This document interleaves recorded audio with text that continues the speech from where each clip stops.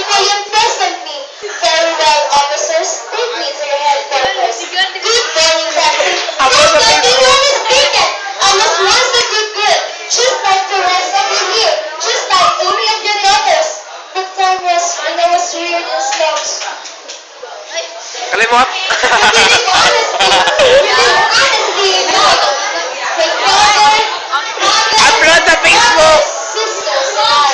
But then, poverty enters the purpose of our home. My father became jobless.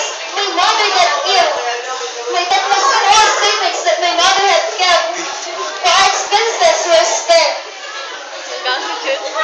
Kalimot. All for our daily needs and her needed medicine.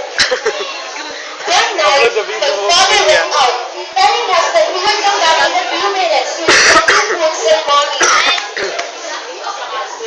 But that was the last time I saw him. He went with another woman. If only I could hold the hand on his neck, I would Ay, bring pako. it without pain or Nice. offense, no doubt. Karon si Teo kadahang maglay. You are the place, Captain. You do it. Don't you, Captain? What? You don't still believe in me?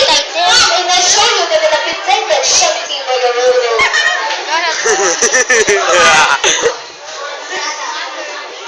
Mother! Mother, I'm home! Mother! Mother!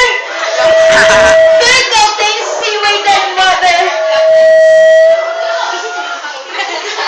Lain ang larawan, oy. Captain, there are tears in your eyes. Now take this stolen money and return it to the owner.